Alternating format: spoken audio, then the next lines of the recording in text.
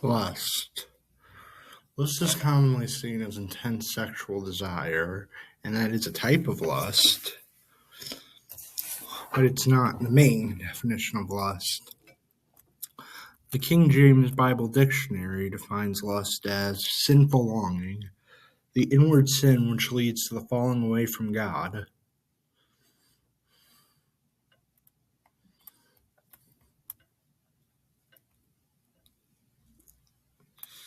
But in the sexual context, they define it as having carnal desire, to desire eagerly the gratification of carnal appetites.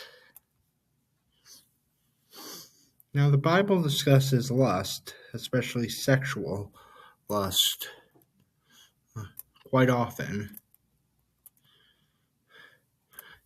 In the book of Matthew, during the Sermon on the Mount, Jesus calls it about to adultery, quoting Moses during his speech. You have heard it said to those of old, you shall not commit adultery. But I say to you, whoever looks at a woman to lust for her has already committed adultery with her in his heart. The book of Proverbs heavily discusses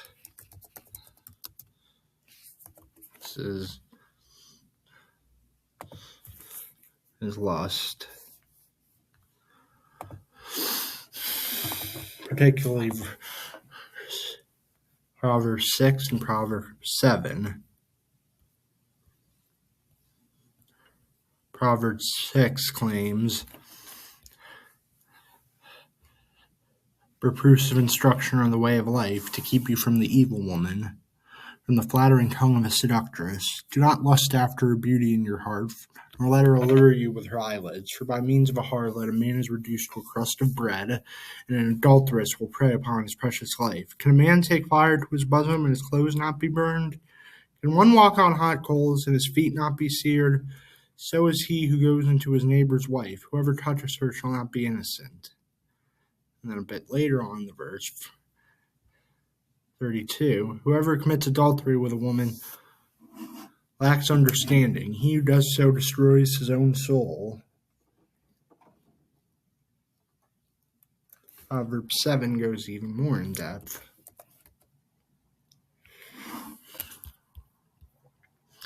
Say to wisdom, you are my sister, and call understanding your nearest kin, that they may keep you from the immoral woman, from the seductress who flatters with her words. Then it gives an anecdote. Solomon discusses that he saw a man devoid of understanding encountering a harlot who with an impudent face told him, come, let us take our fill of love until morning. Let us delight ourselves with love, for my husband is not at home. He has gone on a long journey. Solomon claims that with her enticing speech she caused him to yield. With her flattering lips she seduced him. Immediately he went after her, as an ox goes to the slaughter, as a fool to the correction of the stocks, till an arrow struck his liver, as a bird hastens to the snare. He did not know it cost his life. Pay attention to the words of my mouth. Do not let her heart turn aside to her ways. Do not stray into her paths, for she has cast down many wounded, and all who were slain by her were strong men. Her house is the way to hell, descending to the chambers of death.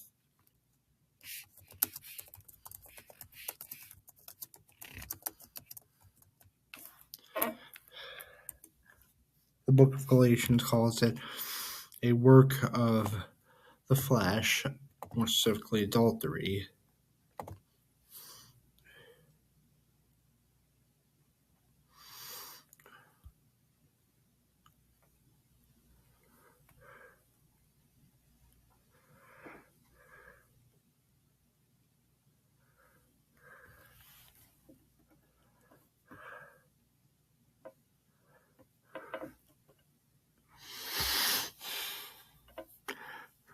And that divorce is just as bad as adultery.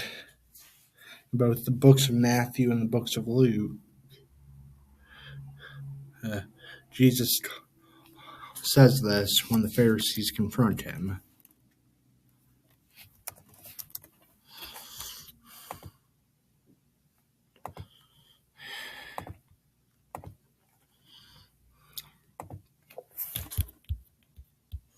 The Pharisees confront him, and Jesus claims, "Whoever divorces his wife and marries another commits adultery, and whoever marries her is divorced from her husband commits adultery."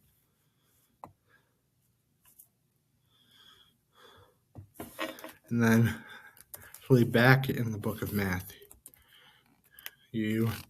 just before the verse saying, "Whoever lusts after a woman has committed adultery with her," Jesus condemns divorce as adultery. It has been said, "Whoever divorces his wife, let him give her a certificate of divorce. But I say to you that whoever divorces his wife for any reason except sexual immorality causes her to commit adultery, and whoever marries a woman who is divorced commits adultery."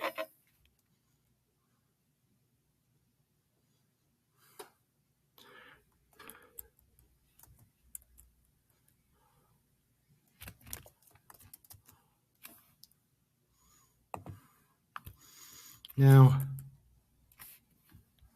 this is, I would say, one of the most well-respected sins today.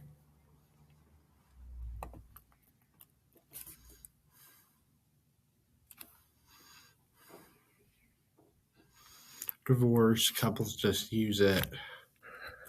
And I get it. A lot of times the problems seem insurmountable, but they're not. You just need to turn to God, and He can solve whatever through. You just need to ask Him for help with a broken, contrite heart. And I'm not saying God hates these people.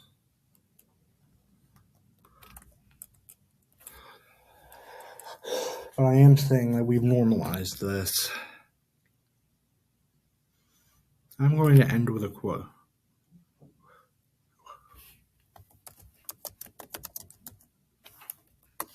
Quote.